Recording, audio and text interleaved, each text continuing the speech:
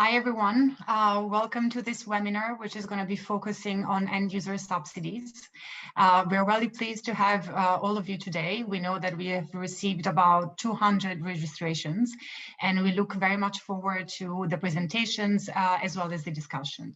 My name is Chiara Rogate. I'm an energy specialist at the World Bank, and I also lead the Offgrid World Bank engagement in Rwanda.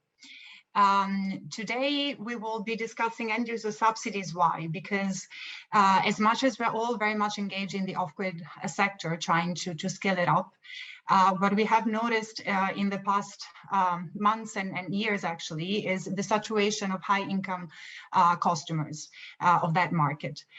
Therefore, we are noticing a higher increase in the affordability gap for low-income customers to be able to purchase off-grid solutions.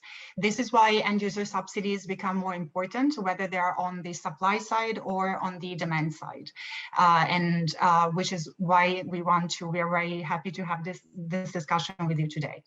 So the conversation today, it's very packed, as you can see from the agenda.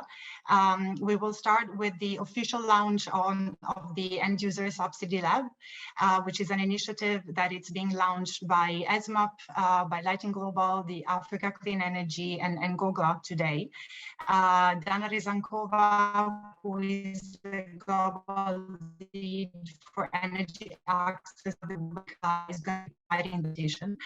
And we are received from governments, from stakeholders, and from the World Bank perspective, we're very excited to see this happening and hoping to translate this into lending operations. Afterwards, we're going to start discussing more specifically the case study of Rwanda. Rwanda is one of the first countries that has adopted end user subsidy within their electrification program. We will have some welcoming remarks from Anik Muhammad, who is the Director General at the Ministry of Infrastructure in Rwanda. And afterwards, we will discuss the first pilot of the end user subsidy in Rwanda, which was led by EnDev. And Sarah Leitner representing EnDev, and Gracienne Buningoma representing the Energy Development Corporation, both highly involved, both in the design and the implementation of this pilot, are going to present us the details and the lessons learned from that experience. And afterwards, we will have a presentation from Krisa Kageruka. She's an investment officer at the Development Bank of Rwanda, and she's also in the forefront of the implementation of a scale-up of that pilot, because given the success of the EnDev pilot, the government of Rwanda decided to formally adopt a results-based financing scheme providing end-user subsidies to the whole population. So the program was enlarged from 5 districts of the country to the whole nation, and some adjustments were made because of this, also in terms of the disbursement schedule and the implementation mechanisms, and Chris is going to walk us through that. Afterwards, we're very much looking forward to that. We're going to have a Q&A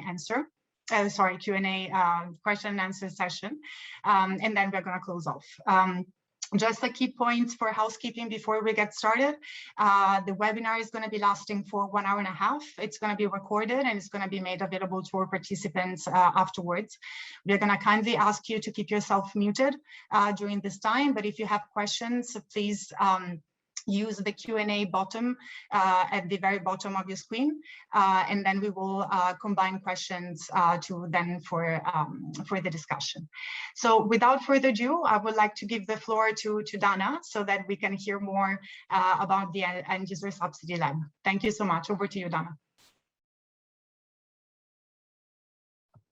Thank you very, very much, Chiara. It's really a pleasure to be here. I will share my presentation, so bear with me just for a moment.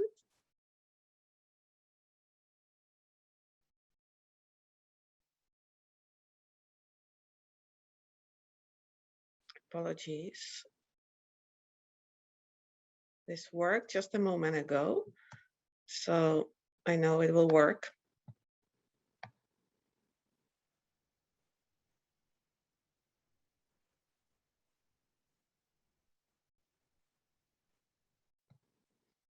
Here we go.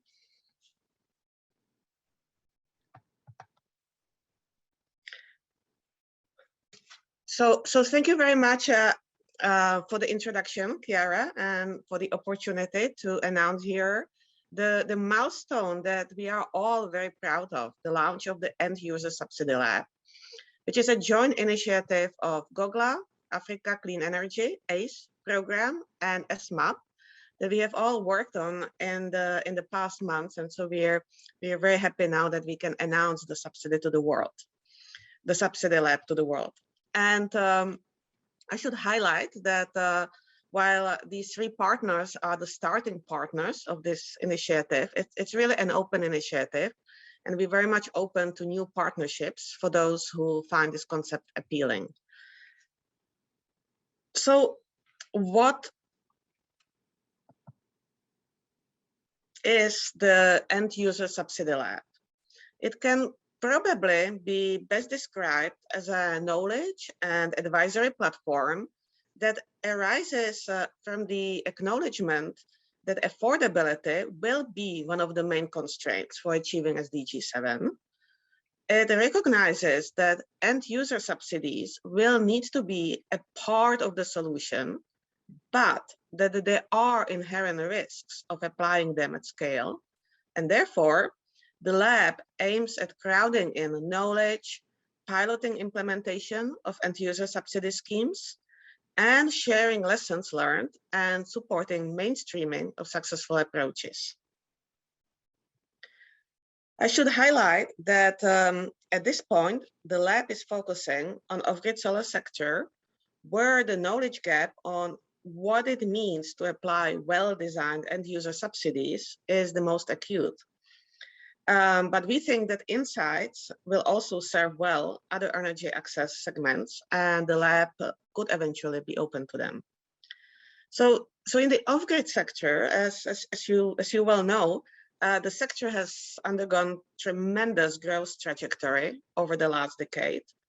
But now, as the markets mature, it is clear that while hundreds of millions of people got access in the last 10 years, there are other hundreds of millions that may not be reached by the market solutions alone, due to a combination of accessibility and affordability challenges. That means that people are either too far, they're too remote to be served cost effectively, and so the market is not serving them, or they are too poor that they cannot afford even the smallest tier 1 system. And of course, in many places, these challenges are compounded by the high level of fragility, security issues that again make it more difficult to serve this population. And of course, now we also see COVID-19 impacts, so that is increasing the number of people that cannot afford the products. So before I go further, I would like to clarify what it means for us, the end user subsidies. We consider the end user subsidies, also called by some demand side subsidies, as subsidies that directly reduce the price for the end users. And so this distinguishes them from supply side measures that we have seen used in the market more often up to now, you know, like different kinds of grants, results-based financing, etc., which typically would aim at dealing with supply side issues, developing the market, help build supply chains, promote innovations, which of course, in the end, will also, you know, lead to reduced costs and therefore increased affordability, but more indirectly and with more uncertainty whether the target users will actually have these benefits. So, but the fact that the end user subsidies are basically reducing price for the end user doesn't mean necessarily that they are channeled through the end users. They can be channeled through end users through mechanisms such as vouchers or cash transfers, which is the mechanism A here that you see, but they can actually be channeled through the companies. And this is the example, for example, of the results-based financing, pro poor results-based financing in Rwanda that we will discuss today, where the subsidy is channeled to the company, but the company is then required to pass on the benefit of the subsidy to the users. So the users are basically purchasing product at lower price than they would have if they had to follow the market. But also important to say that we are not advocating, or we're not saying that, okay, so we have affordability issues, so now it's the solution for basically getting SDG 7 are the end user subsidies or end user subsidies alone. The affordability gap cannot be closed sustainably only through the application of the subsidies, but it requires the application of both supply side and demand side mechanisms. And this is because while the off-grid solar market has matured a lot in the last decade, it is still an evolving market, and there are still opportunities to reduce the costs through innovations, both on technologies and business models, increasing competition and economies of scale, as well as improving policy environment. So all this have potential to reduce the costs. And at the same time, it is not just the subsidies that are important on the demand side, because obviously affordability can be significantly enhanced through the provision of consumer financing, which is often available in some markets, but not in others, such as pay-as-you-go. The willingness to pay is influenced by other factors than just affordability.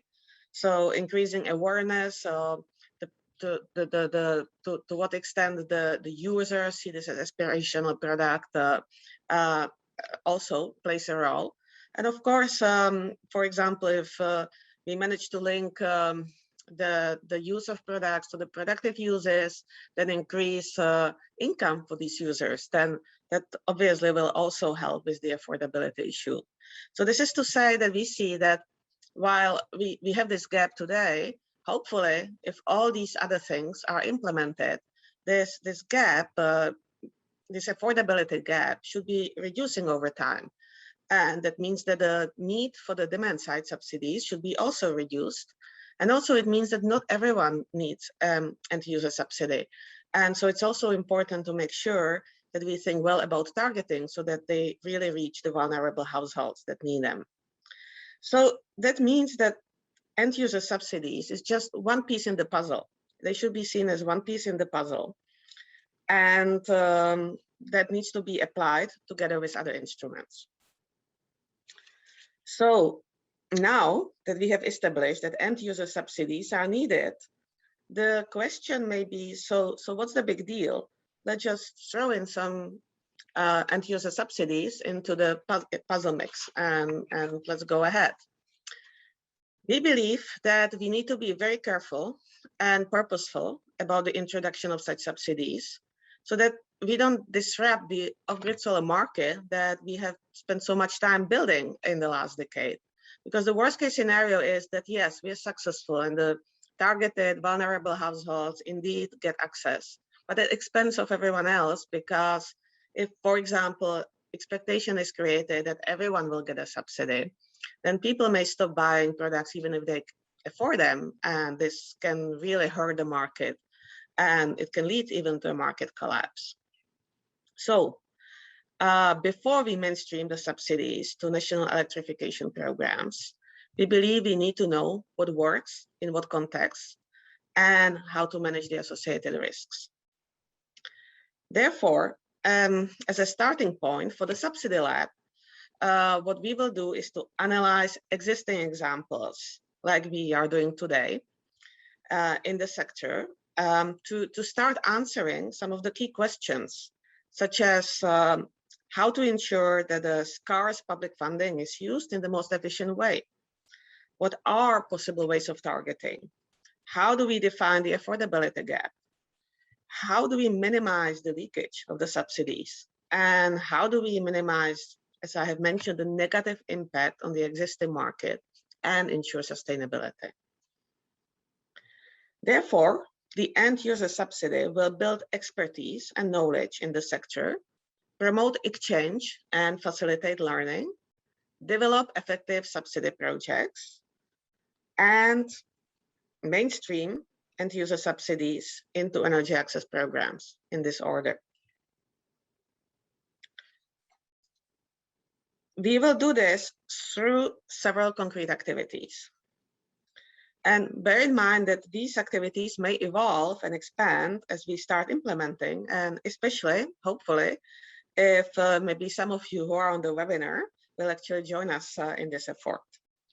The first activity is the Go-To Knowledge Hub, where we will basically gather and curate information, existing information about the existing programs and those that are coming up about end user subsidies. So this webinar and everything that sort of all information that was created for this webinar about the Rwanda program, for example, will go into this Go-To Knowledge Hub. The second activity is the one that we're very excited about, because we're about to launch it right now as well with the support of Shell Foundation, which we're very, very grateful for. And this is the real work in terms of the designing actually pilots. So we call them prototypes because they are a little more than just the pilots. And the idea here is that we work with a number of countries to develop designs of end user subsidy programs that take into account the special characteristics of these countries, but also we look at this with an eye of being able to replicate such subsidy schemes in other countries. And we look for funding and we implement these pilots. And as we implement them, we do also very thorough monitoring and evaluation. So we learn from them. And then we help, if they work, we will help with their mainstreaming, scaling up, and replication. And then the third bucket of activities is really the transformative thought leadership, not just saying that whoever is in the lab will be doing this transformative leadership, really gathering the sector around ideas, and so that we learn not only from the existing operations or from the past, but sort of bringing some creative thinking for the future as well. So as I have mentioned, really the one area where we are quite excited about is this second bucket, the pilots. And just to tell you a little bit where we are working right now on selecting the countries. So you see some country selection criteria here, and also basically looking into, so why are we doing these pilots? What are we looking at? And as you see here, basically we're looking at what are the building blocks for the subsidy design, such as targeting, delivery channels, monitoring and verification, how to determine affordability gaps, institutional arrangements, as well as others, as well as the exit strategies, which are also very important. And I think we will hear today in Rwanda how they basically apply to the similar thinking and these blocks in Rwanda. And our plan is to finalize country selection in the coming months and develop the subsidy prototypes by around mid-2022, so middle of the next year, so that we could actually start these pilots a year from now. That's the hope, because we have to be fast to be relevant. So we will basically we will try to sort of stick to this ambitious timeline. And at the same time, though, we'll be bringing in information that already exists about the programs that have applied some elements of end user subsidies. So after Rwanda, we are planning to continue these webinar series and talk about Kenya, Togo, and Bangladesh next. And obviously, as I have mentioned, this is the start, right? So we're starting this with the seed funding from SMAP, with the substantive contributions from the A staff and from GOGLA. And we're very happy we're now receiving also contribution from Shell Foundation. but we will basically continue looking for additional resources so that we can really expand the activities of the lab.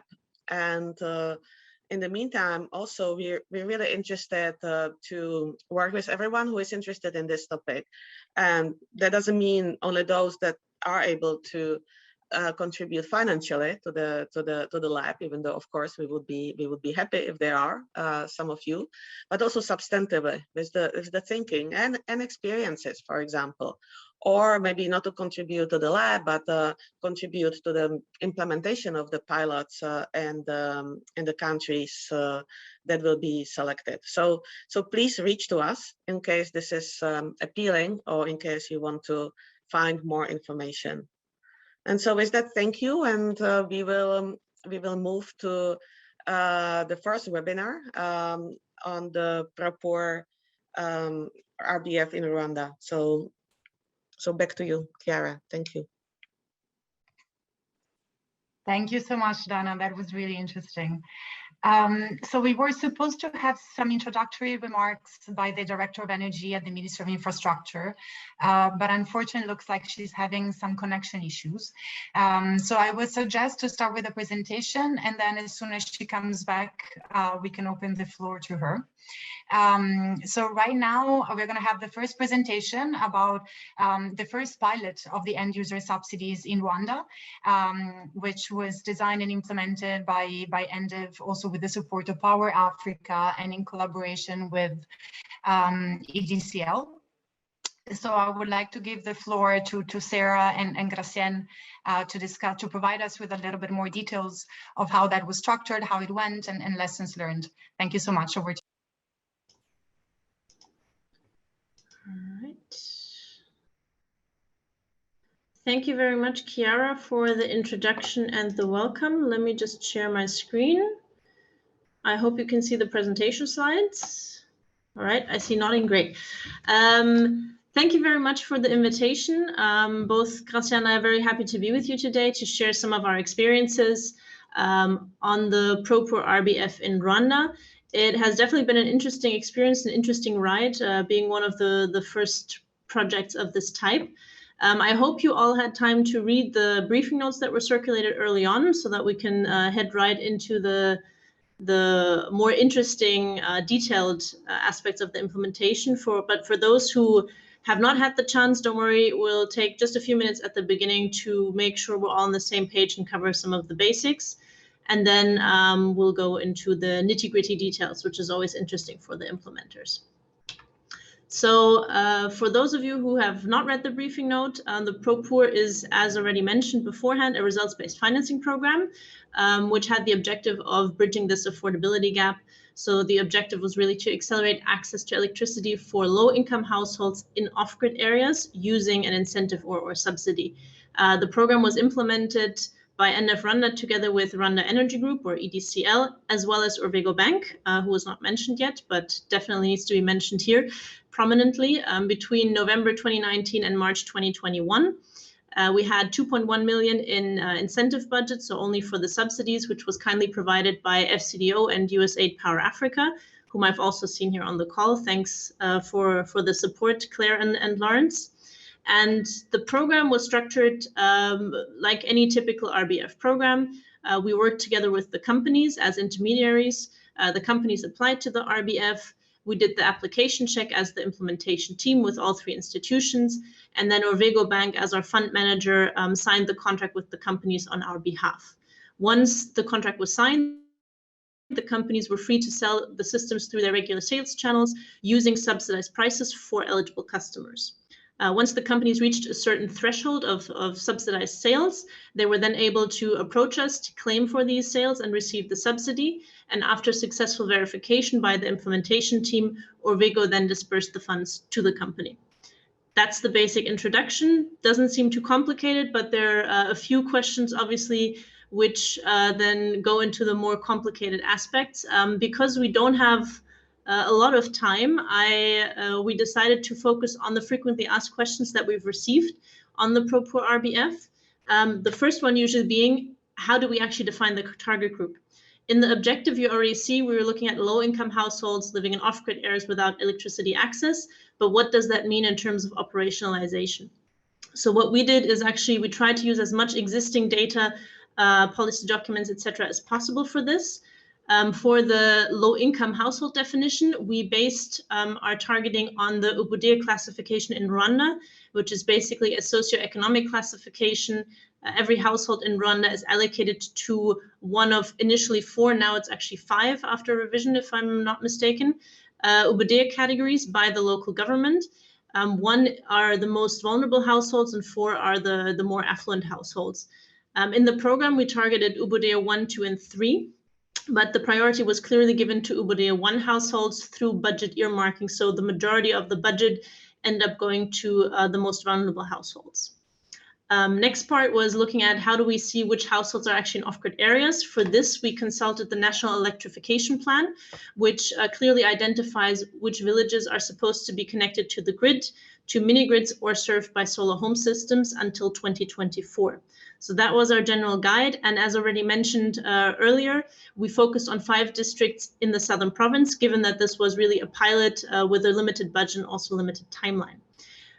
This NEP obviously also helped us already to eliminate customers who may have had already been connected to the grid or who might be connected in future to grids or mini grids, which meant in order to prove that customers were without electricity access, we still had to look at did they already buy a solar system.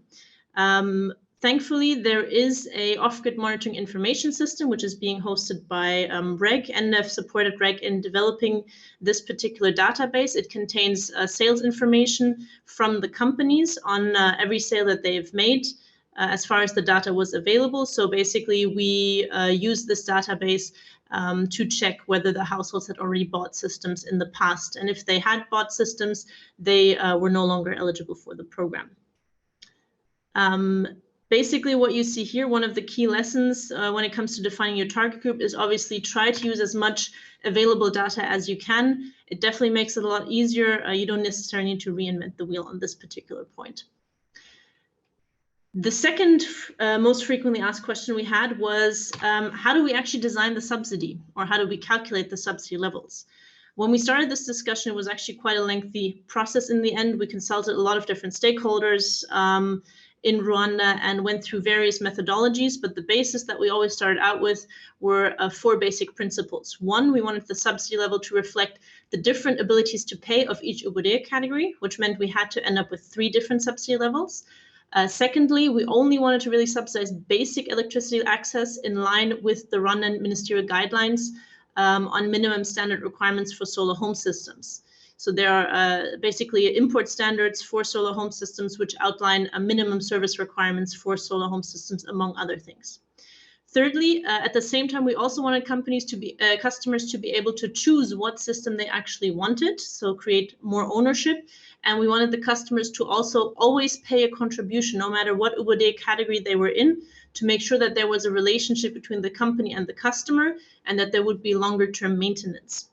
So with these 4 basic principles, we went through various iterations of partially very complicated methodologies and calculations to end up with a very simple formula in the end. In the end, we had the base price for a solar home system, deducted from that the ability to pay, and ended up with our subsidy. Simple enough. In terms of how we actually defined each of these elements, for the base price, we looked at the average pay-as-you-go price of 6 low-cost systems that were compliant with the ministerial guidelines, so meeting these requirements for basic energy access. The ability to pay was, well, estimated based on a number of different surveys that we found on disposable income, on energy expenditures for different Ubudeya categories, for off-grid households, etc. We had quite a bit of assistance on this particular point from the World Bank and Power Africa, which was definitely greatly appreciated. And then these 2 elements basically led us to the subsidy levels, which ranged between 50 and 90 euros for each Ubudeya category. Now, the objective of this was obviously to subsidize basic energy access, which meant that if a customer wanted to buy a larger system or a system with more appliances, they would have to pay more because our contribution was capped at the 90, 70, and 50 euros. However, the big question we ended up having was what happens if companies over time manage to go below our assumed average price.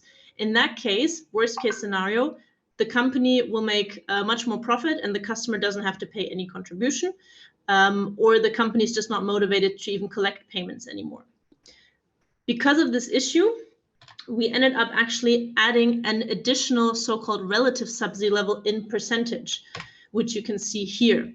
And we would always apply the lower of the two to make sure that we're neither over subsidizing the companies nor the customer. How that worked in practice, we'll look at now. So I brought you two examples. Both examples look at an UBD 1 household as a potential customer. In the first example, the household is looking at a system which costs, let's say, 150 euros, which is above our average base price of 122 euros. If you apply then both subsidy levels, looking at the relative subsidy level, 87% of 150 gives us 131, which is much more than our 90 euro subsidy level, which means in this case, the company and hence the customer received 90 euros. The other example, we're looking at a household that was considering a cheaper system at 98 euros. In this case, we're actually applying the relative subsidy level, as 87% of 98 euros only gives us 85. A little bit of math here, but I hope it's clear enough how this was structured and why it was structured in this way. And I think this example also shows you that when designing the subsidy, it's important to take into account your product eligibility criteria. We explicitly did not want to limit the eligible products because we want the customer to be able to choose, to have the freedom to choose. So that meant we had to actually apply this a bit more complex design. If you decide to limit the price or the type of products that are eligible, you will likely be able to just get away with one of the two subsidy levels, either in a currency or in percentage. So that's something to consider. Other aspects to consider, which you also saw in this particular example, are framework conditions like standards, market dynamics and customer behavior. Because, for example, if you, when you set your subsidy, if you're on the side of being a little bit too high in order to decrease it, you will put pressure on the market for customers to actually buy the system quicker. While if you start lower, you might save a bit of money at the beginning, but if you end up having to increase it, obviously, the customers will at some point stop buying the system because they expect the subsidy to increase. So just a few points to take into account. But in general, it's important to know that this is in the end just a rough estimation at the beginning. You do need to do a field check, field test, and review the subsidy levels on a regular basis, and potentially also the price levels that the companies are offering to see how the market is responding, and to also respond to external factors impacting costs, which in our case was Corona. The COVID pandemic basically resulted in supply chain costs increasing, material costs increasing, and some companies also reported increased costs due to foreign exchange fluctuations. So these are some of the basic things to consider when designing the subsidy. And now that we've looked at these two aspects, you might wonder, okay, so how do the companies actually know which subsidy level to apply and whom they're allowed to have a contract with, given the complexity of this program? For this, we developed a web-based tool, the so-called eligibility tool. It was designed specifically for companies so that they could actually check the eligibility of their customers, that they could reserve their customers for a certain period of time while making the sale, and then confirm the customer to make sure the subsidy is actually secured for them once they start to claim. In addition, they were also able to track their budget, so the company-specific budget as well as the UBD budget, which was individual for each UBD category. I'll now show you a little bit how this tool actually worked. From the company perspective, there's also an administrative side or administrator side, which we as the implementing team used. But yeah, we'll focus on the companies for now. This is roughly what the eligibility tool looked like when the company logged in.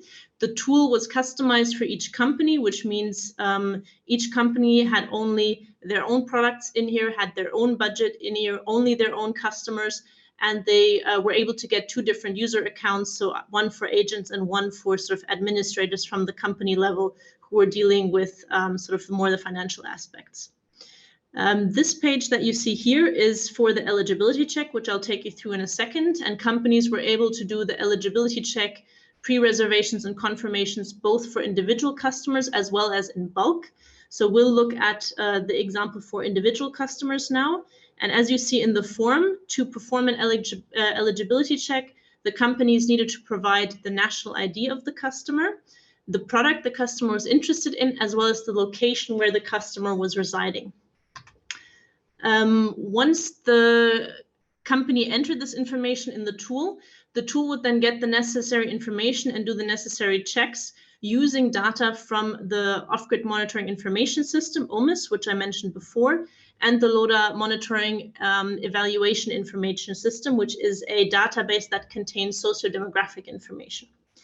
So the first step, the first thing that the eligibility tool would check is it would send the national ID to the LODA MEIS to retrieve the household ID and the UBODE category. In Rwanda, we have a special situation where every household has a unique ID, and every household member, or the ID of every household member, is linked to this household ID. This was very useful for us when it came to checking access to electricity, because we were able to check at the household level whether someone had access to electricity. So we use this household ID to check both the OMIS data set with the regular reported sales, as well as the already subsidized and registered sales under the Pro Poor. The next step that we took, or that the system then took, was to check the location. So it would cross-check the location with the National Electrification Plan to see if the village was designated as a solar home system or standalone solar area. And finally, the system would use the product that was provided, as well as the UBODE category, to identify the applicable incentive level, the subsidized price, and to check whether there was sufficient budget, both in the budget for that UBODE category and for the company. Now, once the system did all these checks, the company would see the results in a summary like this one. Here you see a customer that actually passed all the checks, and the system will then also provide information on the subsidy and the subsidized price to make it a bit easier for the agents. At this stage, the company and the customer would then have to decide whether they want to move forward with the sale. If they move forward with the sale, they can, the company can file its so-called pre-registration. You can see the blue button in the right-hand bottom corner. What this basically means is that the customer, or the customer, will be saved in the Pro Poor pre-registrations with a specific date. And from that day on, the customer would be blocked for 30 days for any other companies. And at the same time, the budget, the required subsidy budget, will be deducted temporarily and reserved for that particular company, also for a period of 30 days. The reason why we included this step was to ensure that at the end, there was still sufficient budget left for any customer that was eligible and interested in this particular product. Now, at the end of the sales process, which means once the contract was signed and the system was installed, the companies then had to confirm the customers. So they could do this here in the eligibility tool by ticking a box. You can see in the very right-hand column of this particular customer list, you have the confirm checkbox. So they could do it this way or through a bulk upload. And then the customer would be moved from the pre-registrations to the confirmed list, which looks pretty much the same as this particular list here. And then the customer would be saved and the budget would be completely blocked. So the subsidy budget would be indefinitely reserved for the company until the point that they claim. That's the basic process. I know that was a lot of information at once. If you have questions later on, feel free to ask them. I'm happy to respond. But in the meantime, let me just quickly go over the lessons learned that we had on this particular tool, or in general using digital tools. What we realized is that digitalization for these kind of programs is actually quite useful and to some extent also crucial. The eligibility tool really helped us with the eligibility checks and made the program more manageable for all the participants. And while we weren't able to digitalize the claiming process, it's definitely advisable to digitalize the claiming process as much as possible as well, because of the complexity of the program and all the different aspects that you need to actually track as you go along. When you consider using any sort of digital tool, there are a few things obviously that you need to consider, which include data protection regulations. So in Rwanda, one of the key points that we had to consider was where was the data actually being processed and served? Because according to Rwandan law, it was only supposed to stay within Rwanda. So any customer data had to stay on Rwandan servers. Similarly, you need to consider network coverage and the devices that the company agents are using. So can they actually use online-based tools? Do you need to move to USSD, etc.? And then you can start designing and developing these kind of tools. Other things to take into account, which were actually a bit challenging for us, were server structures and network quality, connection quality when working with other databases, such as the LODA MEIS. And we definitely had a few situations where this connection did not work and the tool was interrupted and the companies actually were not able to continue with selling under the program for short periods of time. So ideally, if you can have a plan B, develop a plan B. In our case, it wasn't really possible in some instances. And the second thing that you should then also consider is to always have IT capabilities and capacities available for troubleshooting on top of making adaptations to the tool, because as you go along in the implementation, you will always find new ways to improve the tool or things that need to be adjusted. These, I think, are the key lessons learned on the eligibility tool. If there's more interest, as I said, I'm happy to answer more questions. But for now, I'd like to sort of move on to the fourth frequently asked question, which was sort of what did we learn in general during the implementation? And here I'd like to hand over to my colleague Gracien from EDCL Reg, who was very much involved in depth with both the local government on this program, as well as in the verification. Gracien, floor is yours. Gracien, this is Chiara. Sorry, before you start, just try to be on time. If you could please keep it at 3 or 4 minutes, that would be great. Thank you. Okay, thank you. Thank you, Sarah. Thank you, Chiara. Thank you, everyone.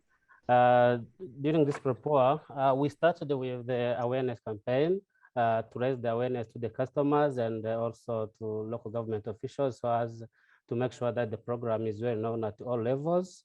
And it was found that they conducted the awareness campaign raising among the customers to ensure that they are well, they know what are the criteria to be based on, what are the eligibility criteria, program requirements, and program offerings. That was very necessary. And also engaging the local government was very important to make sure that the program is well known at all levels. During the awareness campaign, we used different scenarios whereby designed the posters and brochures that have been distributed alongside the eligible areas. For your information, REG is having different branches, and we distributed the posters which contain more information, deep information about the program all over the REG branches and district head offices and at the sector levels. We also designed the radio advertisements. Unfortunately, we didn't air it due to the COVID-related issues. However, those advertisements have been spread over the social medias, and it was they had a very good impact to the implementation of the program. Normally in Rwanda, population, they are generally aware of the advantages of solar system as they have been used a long while ago. And such awareness is one part of the very important part of the program. And also to conduct awareness, including the companies and the local government officials, it was very found useful because normally when the program is considered as new to customers or new to anyone else, it is somewhat complicated to implement it. So we also used to present the program on the weekly basis, because here in Rwanda we are having a weekly meeting at village level where the population are gathered for a meeting on a weekly basis. So at this stage, REG staff have presented the program in every week. So far, we have done this before the COVID. And then during the implementation, when the company has completed supplying the solar home system to customers, they submit the claim for verification. And let me quickly go to the verification process, where we have developed different scenarios to conduct the verification. And we have seen that it would be very good to work with solar companies to improve their data quality, because here I can give you an example where when we were trying to verify the data that have been submitted by any of the companies submitting the claim, it was found that some of the customers, especially those who are registered in the category 1, don't have maybe the phone number. And then it was found that more than one customer have been registered to more than to the similar phone number. So here it was found that allowing the multiple verification method to balance the reliability and cost efficiency would be very good, and allowing the company to submit more than one claim, especially at the startup, it was found good. During the verification also, we tried to develop a questionnaire, which is an EnDev survey tool. And when you are going to conduct the verification, especially for the phone verification, we call customers. And if you try to call once, sometimes due to the network coverage or due to the where the population are living, the network issues. So it was found that we need to try more than one time to call, maybe 4 times, 6 times at different days and different times, so as to reach as many customers as possible. After verification, and then we combined the full report to companies, providing the feedback. Here, I cannot leave without saying that we didn't conduct the full verification of the whole claim size because of saving time. So we use the sampling method, statistical sampling method, considering where the more customers are living, especially in the field verification. But one of the challenges that have been observed, it is that when conducting the verification, the customers sometimes they are very happy with the service given, but due to the shortage of time, sometimes the customer is willing to respond to many questions that you are asking to him that may lead to a given solution or to a given feedback, to a given result. So sometimes you have to be prepared that the customer may not be able to give you the company product name, or if they remember that they have signed the contract between the customer and the company. So that also need to be considered while designing the program. Without spending too much time, I need to give the floor to my colleague Sarah to proceed with the fund disbursement. Thank you. Can you please come in, please? Yep. Thank you, Gracia. Sorry, this is again. Sorry, we're really running out of time, so please just. This is the last slide. This is important. It'll be very quick. Wonderful. Thank you. So the final lesson learned that we want to share with you, which is also relevant then for the presentation on the REF 5, is in regards to the disbursement schedule. Depending how you structure your disbursement schedule, you can achieve different results or impacts or encourage different things. For example, we at EnDev, because of structural issues and time issues, were not able to do multiple disbursements over time. We had to do a single upfront payment.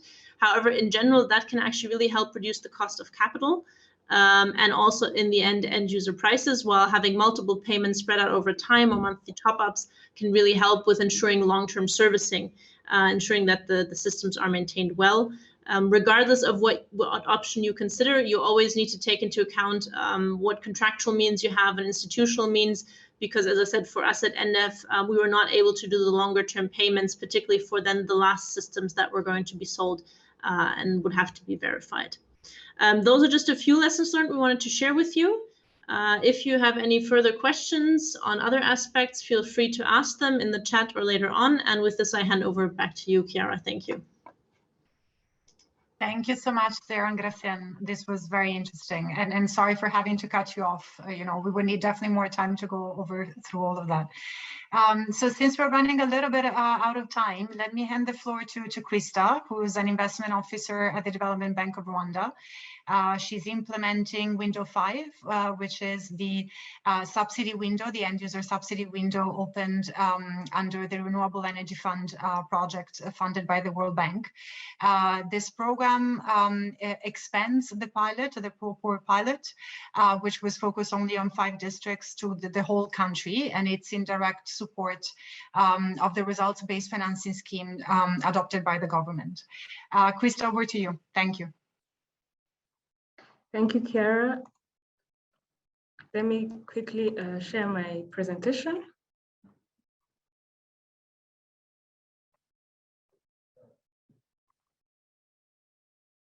I hope you can see my presentation.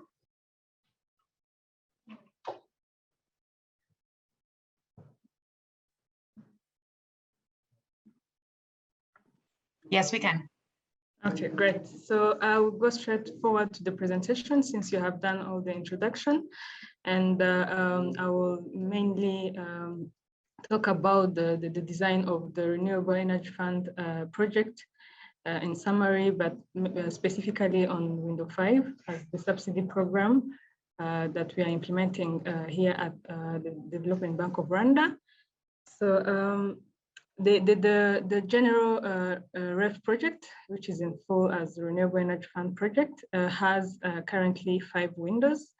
And the main objective of the project is to increase electricity and access in Rwanda through various Offgrid technologies. And we have different windows of financing, where we have the first window where we do on lending to SACCOs, which are small and credit cooperatives that do also lend to different households or micro enterprises to access the solar home system.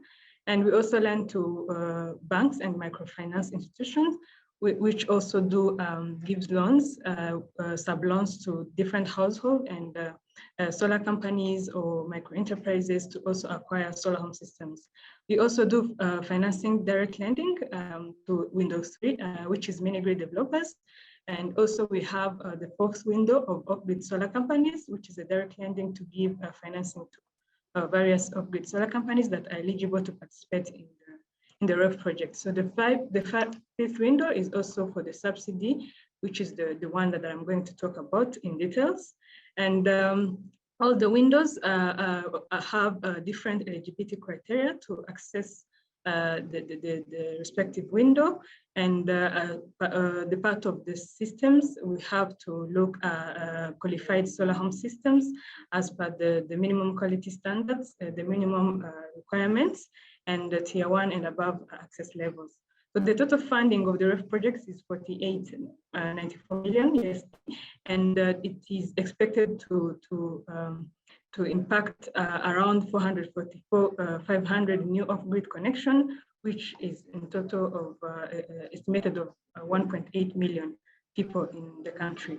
So the 5th window, which is the subsidy window, has a total funding of 15 million. And it does provide a subsidy to help different households or micro enterprises that are in different with the categories, with the 1, 2, and 3. And also additional information is that we have a new project of energy access and quality improvement project that has added additional 15 million USD in Window 5. So the main rationale on the Window 5, the main rationale on Window 5 is to help get affordable solar home system, which was a big challenge when the project was starting, and it has been now seen from the start when the project was starting that different households from those categories, those low income categories, would not be able to access the solar home system, either from solar companies or different circles, the cooperatives to get loans, and they couldn't manage to get the solar home system because it was expensive. But with this Window 5, it is addressing the affordability challenge, which was the biggest challenge, as I mentioned. And the facility was approved with its operation manual by the REF Steering Committee and the World Bank. And as I said, the EQUIP project also has allocated another 15 million. So the main target that we have in terms of connection, it is 370,000 connections in the off-grid areas, and the number of people provided with access electricity will be 1.4 million. And in terms of the total amount, it is 30 million.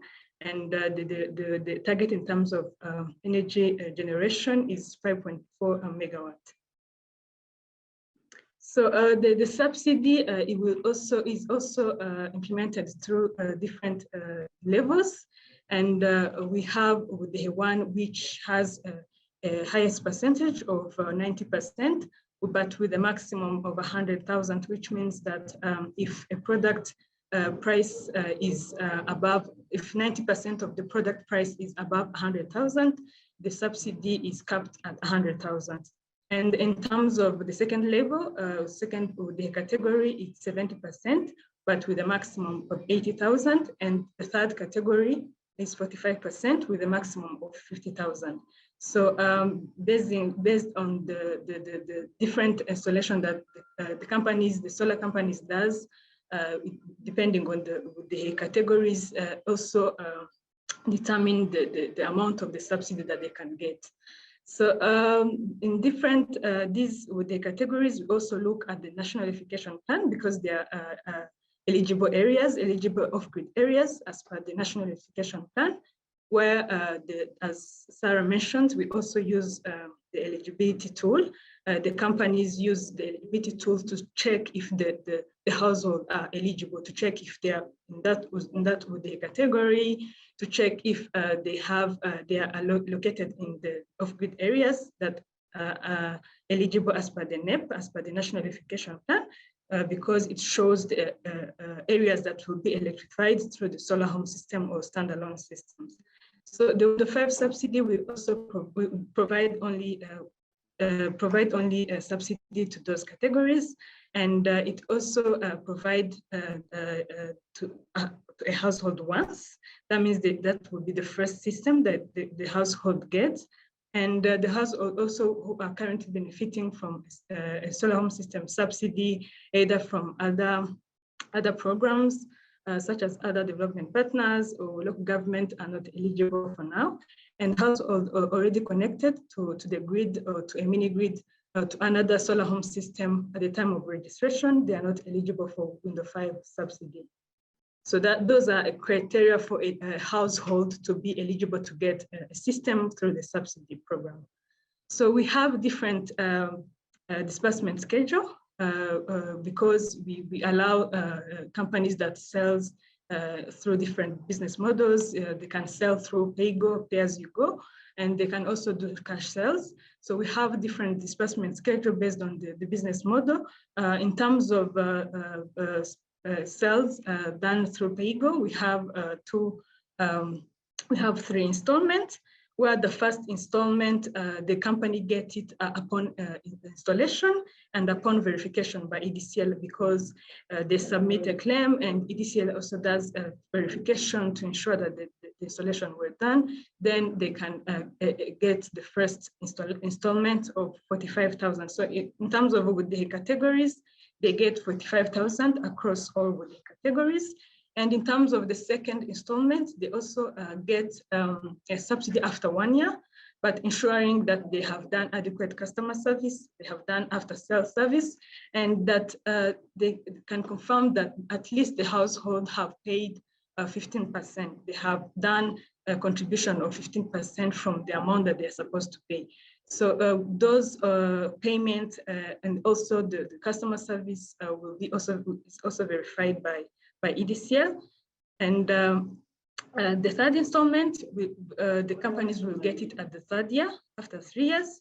which we also which we also confirm that they have done after sales service, they have done adequate customer service, they have the household have paid fully the system, and which will also be verified by EDCL to ensure that the household have fully paid their contribution, and the company have done after sales service as it is required, then they will get the third installment. So in terms of with their categories, they get different amounts, they get different subsidy level, as I said. Would they one get 45 the first installment, 45,000 the second installment, and 10,000 the third installment. So with the two, because they have 80,000, they also get 45,000 for the first installment, 30,000 the second installment, and 5,000 the third one after 3 years. And for with the three, because they have a subsidy of 50,000, they only get 2 installments. The first one upon installation, which is 55,000, and the last one, which is 5,000 after 3 years. So in terms of, I just mentioned the disbursement schedule of the price of the system price, which is below 115,000 as a benchmark. But in terms of a price of a company that is selling a system that is above 115,000, we count it in terms of percentage. Which is determined in terms of the categories, because they also get different installments. They get 3 installments as the previous one, and the condition are the same. It means the condition are the same with the disbursement schedule for the system below or above 115,000. So in terms of with the categories, they get 50% for the first installment, 45% for the second, and 5% for the third installment for after 3 years. So quickly going through the disbursement schedule for cash sales, they only get 2 installments, which is different from PayGo that get 3 installments. So they get 80% upon installation and verification by EDCL, and they get the 20% after 3 years when EDCL have done verification that they have provided adequate customer service for that period for 3 years. So in terms of eligibility criteria for companies to participate, we have some of the eligibility criteria that we look at when a company requests participate in window 5. So we have different criteria. I will go through them quickly. So we have the company should be licensed. That means they're registered through RDB, through the Rwanda Development Board. They have certificates to operate in the country. They should have agreement with EDCL. They should have a memorandum of understanding with EDCL. That's also a criteria. We look at the quality of operations. We look at the governance of the company. We look at the operation, the business model, how their marketing strategy are, how they're planning to implement the program. We also look at their warranty and after sales service. We look at different, because all the companies do not have the same capacity, but in terms of different capacity of the companies, we also look at their plan in terms of warranty and after sales service. We also look at adequate funding, because this is a result-based finance facility. That means they should have at least where the funding to help them to acquire the systems so that they can do installation in order to get the subsidy, because it comes after they have done installation. So in terms of pricing, we also look at the pricing, but the pricing is also mentioned in the agreement so that we can monitor, and we do monitoring regularly in case they change the prices. We also look at the quality of the product, because they have to comply with the lighting global standards and the ministerial guidelines, the Rwandan ministerial guidelines. And we look at the recycling policy. There are the systems, a PayGo system in case the company sells through PayGo. And we also look at the accounting systems. So those are the criteria that we look at when when a company is applying through the window 5. So in terms of implementation process, so a company applies through participate in the REF project, specifically in the window 5, and they do apply online. We have a platform online on the website where they can find an application form to fill, and also the document that they can attach.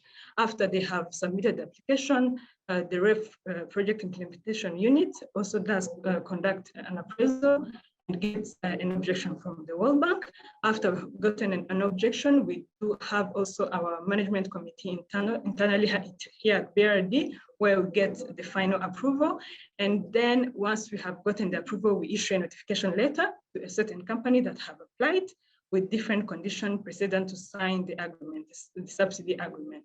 So once the company have signed, we share the agreement with EDCL so that we can put them in the eligibility tool with the budget, and as well as give them access to the eligibility tool with credentials.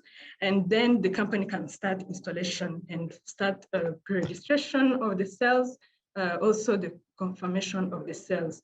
So once the company have done the cells, they can submit a claim. Then they can submit a claim to EDCL. Then maximum 2 claims per quarter. The company can now submit 2 claims per quarter. Once they have done submission of the claim, EDCL also does verification, including desk-based verification, phone verification, and also field verification. So EDCL, when they have done verification, they provide a report, a verification report to BRD, and then BRD also do its assessment as well as request the World Bank no objection for the first report. So the last process is to do the disbursement. When we have gotten an approval, then we do a disbursement to the company through the account that they have provided. So in terms of current status of Window 5, so BRD and the World Bank have approved the total amount of $7.1 million USD to 22 companies, 22 solar companies that have applied, and 19 companies have already signed agreements, subsidy agreements, with a total value of 6.5 million, as you can see. And 10 companies have already started implementation. They have started connections, means they have started doing pre-registration and also confirming sales. And for now, for us, that a report that we have of 24th September, companies have confirmed sales totaling, pre-registration sales totaling 2,069 and confirmed sales of 22,293. So in terms of subsidy disbursement, BRD has already disbursed a total amount of 601,250 to different companies. Currently, there are 4 companies that we have disbursed the subsidy. So in terms of similarities with the Pro Poor, we have different similarities where it includes the target beneficiary, both program, EnDev program or Window 5, both provide subsidy to final end users, which is the same with the categories with the 1 and 2 and 3. In terms of verification, we also do verify they achieve the results before the subsidy is disbursed, which is a result-based financing facility. Another similarity includes implementation tool where both use eligibility tool for pre-registration and sales confirmation, and also we also as well use the National Electrification Plan and the LODA, the local government system database to assess the eligibility of the households. In terms of partnership with both partners of EDCL or REG, in terms of different implementation process, but including also the verification process. So in terms of differences to the Pro Poor RBF, it includes the geographical coverage, where the Pro Poor was mainly focusing in 5 districts, but Window 5 is countrywide. All the districts are eligible, as well as long as they are in the off-grid areas that are demarcated in as per the National Electrification Plan. And in terms of subsidy levels, they're also different.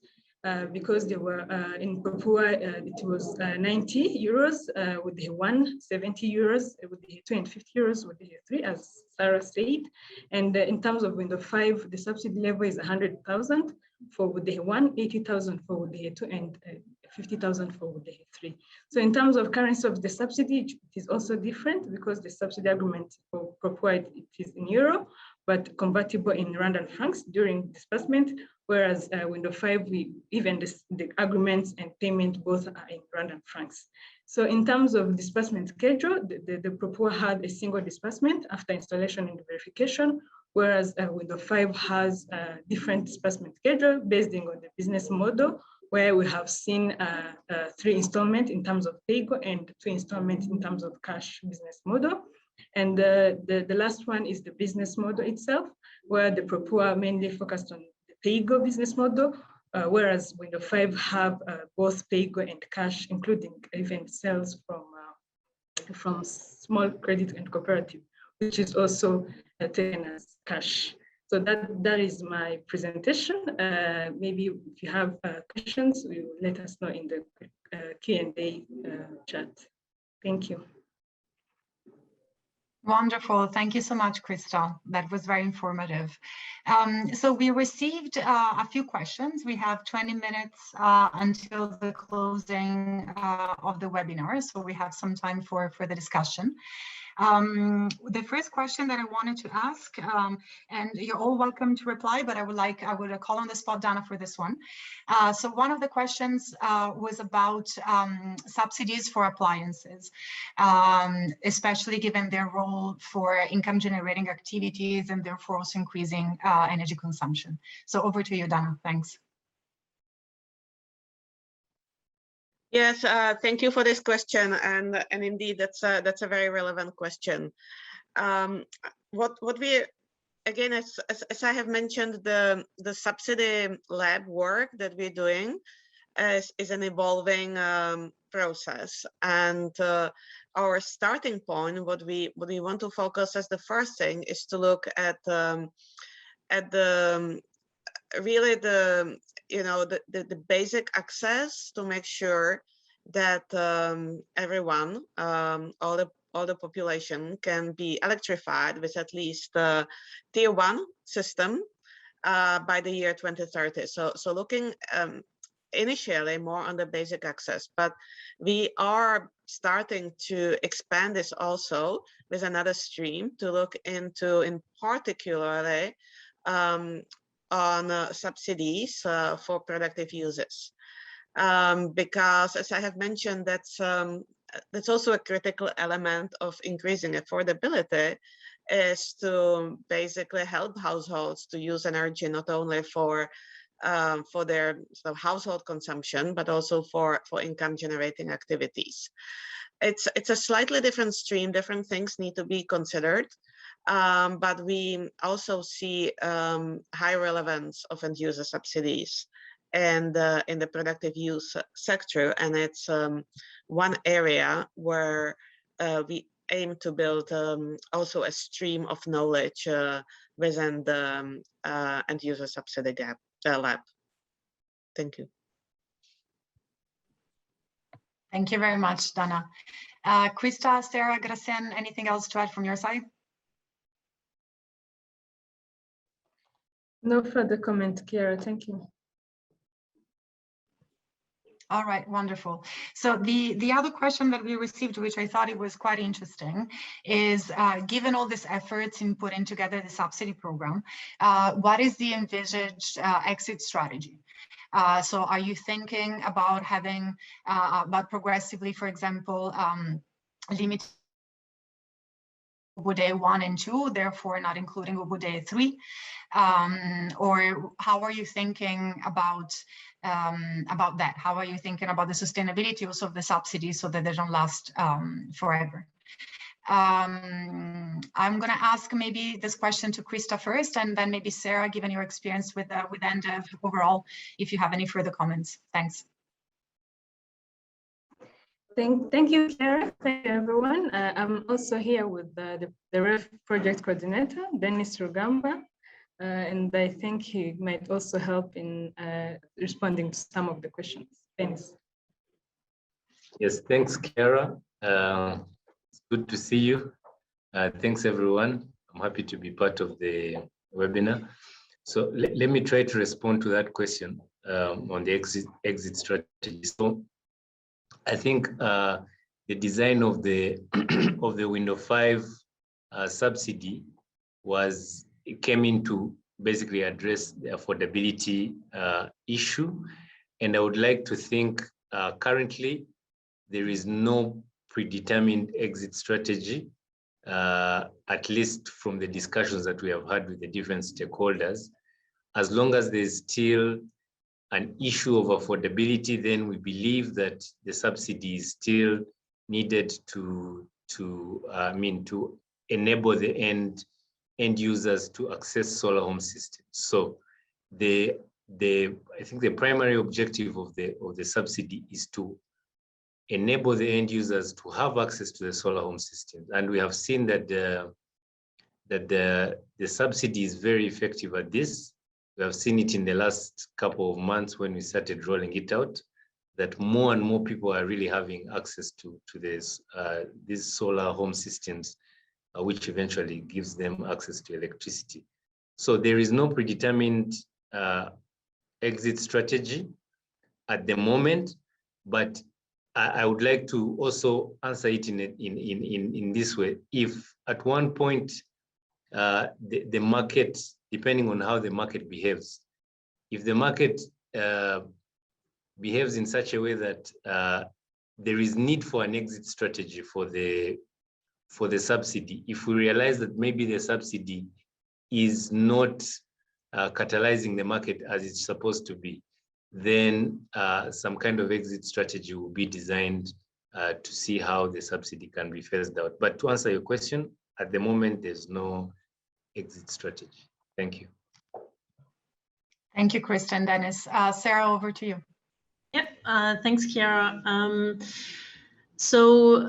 Within EnDev, I think we've thought about this exit strategy aspect for quite a while now in the general context of results-based financing programs, because I mean, the subsidy that we have here is just an RBF with a very, very high incentive, but the same principle basically applies to the previous RBF we had in Rwanda, for example. What we were considering at the time for the original RBF that EnDev implemented in Rwanda was actually a phase out of the incentive at the time, so a gradual reduction over time. But obviously it's a bit of a different scenario since then it was not an end user subsidy. In this particular case, the gradual phase out was one option we were considering. Another option, if you look at sort of now the more global or the national scope of the project, thanks to the Ref 105, is also to basically, if we want to electrify all Ubudea 1 households, we go and electrify all Ubudea 1 households, and once all of those households are electrified, that's the end of the program, basically. So to also basically have an exit strategy which matches your target group, if your target group is sort of limited in terms of numbers and if you have the available budget. One thing, however, when it comes to sustainability, which I think still needs to be thought of with these kind of end user subsidy programs, is what happens after the contract period, after the guarantee and maintenance period with these systems, because we're talking here really about vulnerable low-income households who will not be able to necessarily afford the maintenance on the system afterwards. So this is something I think that we as a community still need to consider.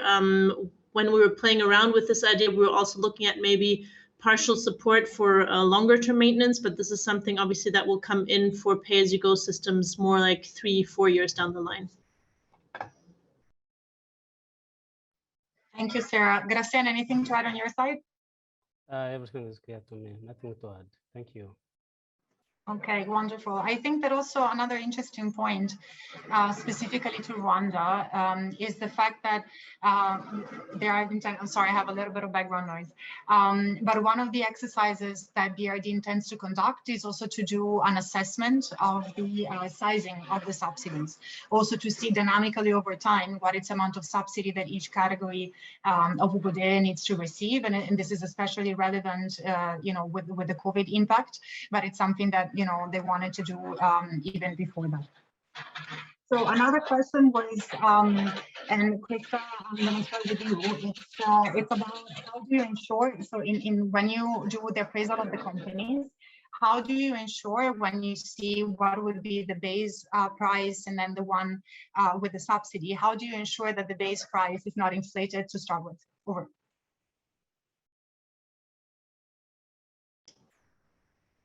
I might start on that, and then maybe Krista and Christian can also come in from the Ref Window 5 perspective. Sure. So for EnDev, when we started designing EnDev, the ministerial guidelines were not in place yet. So basically, what we were looking at were all the products that were already in the market. And for those, we already had the base prices basically pre even the announcement of the subsidy. So that was our basis in that case. So really looking at the market intelligence before you even start.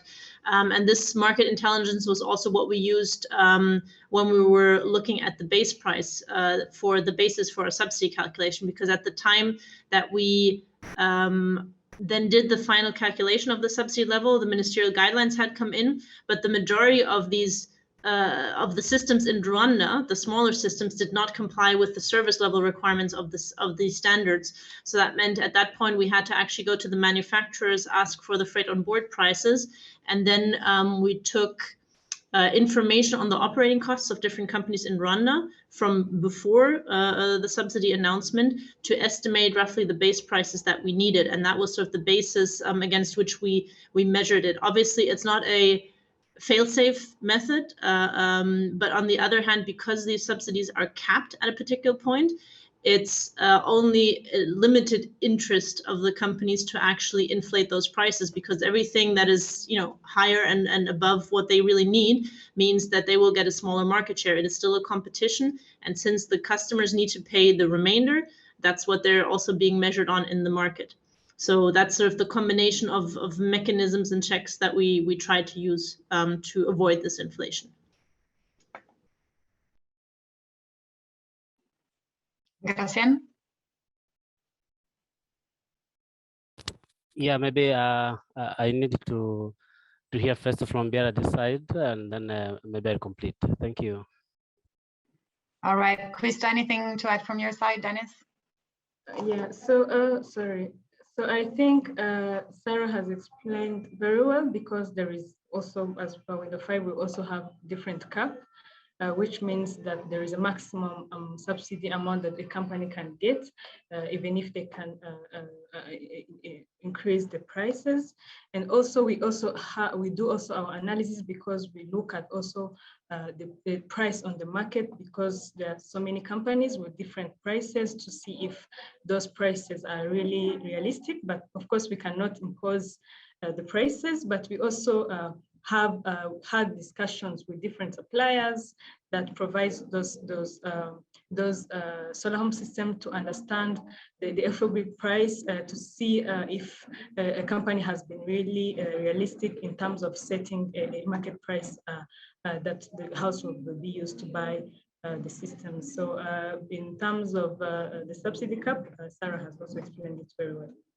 Let me add something on that. So as part of the eligibility criteria, we have one of the criteria on the pricing scheme. So that gives us the flexibility to be able to determine, not necessarily directly, but to be able to influence the company to have fair prices. So for instance, if we realize that if we look at the prices from the supplier and the prices they're offering on the market, we realize that they have inflated the prices, then we have the flexibility to engage the company and tell them to make the prices as fair as possible, as reasonable as possible, because it's one of the conditions for the companies to be eligible. So through the cap and through our internal analysis and assessment, we are able to ensure that there's no price inflation. Wonderful. Thank you so much for all of you. Dan, another question for you. Do you have any evidence from perhaps the research that you have been doing for the lab, or that you're planning to do, on whether RBF programs channeling subsidies through the supply side versus vouchers given to the end users are more effective? The short answer is no, we don't, and that's why we have the lab, right? Because we really do not know what's more effective. We suspect that what's more effective will also depend on specific country conditions and what's feasible. There are some countries where you know, there are existing mechanisms, there may be existing social protection programs that are already providing some support to the households that could be leveraged. In some countries, they don't even exist. So thinking that, you know, a voucher or cash transfer is a solution could be even a non-starter in some of the countries. So we suspect that the answers may differ according to the country conditions, both in terms of what's feasible and in terms of what is more effective. We are hoping that under this lab, under that second stream of the pilot programs, we will have opportunities to really deep dive into more of those, both on supply and demand side, so that we really can build in more evidence of what works. But I wouldn't be able to sort of say upfront which ones will be more effective. But as I have said, I think we definitely know that it's unlikely that there will be, you know, one size fits all, the most effective program that at the same time can be implemented in all countries. Thank you, Dana. So we have 3 minutes before closing. So I have one last question for all of you, which is that, you know, in Rwanda, somehow I think that the subsidy scheme was also facilitated by the fact that the country has already a very well-structured social scheme for providing support to low-income households. And it's already, this is something that it's structural to the society, and it's also something that it's already very much in the minds of people and of course of the decision makers. So based on your experience, what would be your recommendations for other countries that do not yet have such a structural system for designing and implementing end user schemes? Maybe we can start with Sarah. I'm going to go as I see you. Thanks, Chiara. Yeah, we were considering that as well, because initially we were not sure whether we would be able to actually use the Obodir classifications for this. So basically what you would need is some sort of list of potential beneficiaries, and B, a unique identifier. Whether this is already a predetermined list that you have available or not, that's up to you. You can definitely also use a voucher system. I know there was the idea of this voucher that was also posted. At one point, we were also considering having sort of vouchers for eligible households, something like that, or voucher numbers that could be used. I know that there are some projects also within EnDev that did the targeting slightly different. So they didn't focus on individual households, but then did more of a geographic focusing. So basically selecting more vulnerable or low income regions in the country and use the geographic targeting. So it really depends what is available in the country. There are sometimes different schemes, not just social security schemes, that can be used, and otherwise you can also identify your own criteria and then, you know, take it from there and look at how to do it best. Thank you, Sarah. Dana. Yes, indeed, this is one of the challenges, right, of saying let's replicate something that works really well in Rwanda in other countries, because often the registry of the poor households or the data on poor households is just very difficult to find. And so I think the starting point really is to look at what exists in the country and go beyond the energy sector, of course, look into the social protection and other sectors that may have basically already sort of looked into these issues, right? And looked into the solutions also where data is suboptimal. So are there already any programs and data that we can build on in order to build the targeted subsidy, pro poor subsidy programs in other countries? But we're also aware that there will be countries where there will be very little available.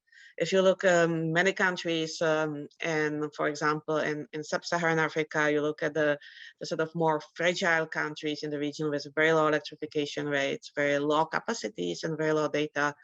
It will be challenging to have a very, very precise targeting program. So in those cases, one has to look at other proxies. And as Sarah mentioned, the geographic targeting is often a good proxy where at least you're focusing on the areas that are both underserved or have high poverty rates. And in many countries, we also see there are specific regions that have high populations of displaced people and their host community. So there are various ways how the geographic targeting could be structured. There is also obviously a possibility to sort of target the user by self-selection. For example, if you provide a subsidy or larger subsidy for very small systems, and in a sense, it's incentivizing the households that can pay and actually they want something better to pay for it, and the subsidy goes only to smaller systems that are likely to benefit the low-income households.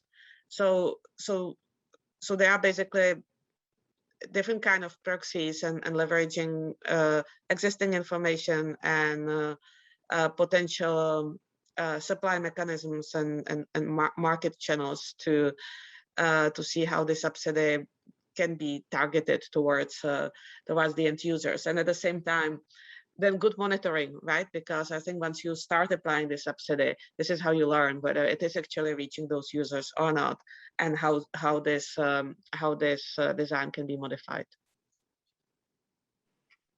Great, thanks so much, Dana. Krista, anything to add from your side? Thank you, Chiara. So I will let Dennis add something on this. Okay, thanks, Krista. So I think I would like to agree with the previous speakers on their recommendation. So our recommendation would be to do actually something that is within the country context, because it's very difficult to just pick, for instance, the Rwandan program and apply it as it is in another country.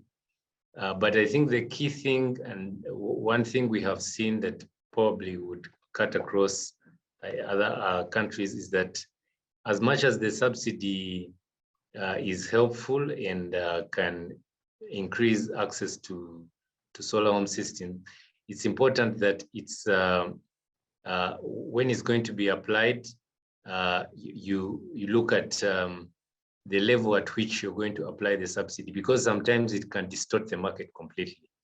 So you might apply it with good intentions of addressing an existing issue like affordability, but then it ends up killing the market or distorting the market. So it's very important that it's applied within the country context.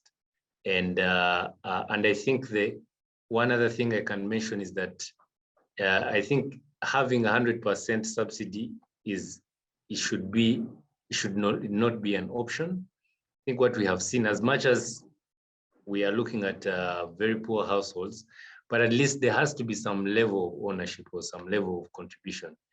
That in itself helps the program to become sustainable. Thank you. Thank you, Dennis and Krista. Gracian, last words to you. Okay, thank you, Chiara. I need to add something that having in place for the government plan in terms of the national electrification plan is one of the key when designing the program like this, because it helps a lot. You need to demarcate the areas within the country and specify what are the areas that need to be electrified through Offgrid technologies, and also the categorization of the citizen will also play a great role. Thank you. Thank you so much, Kurasen. So I would really like to thank all the speakers for sharing with us their knowledge today.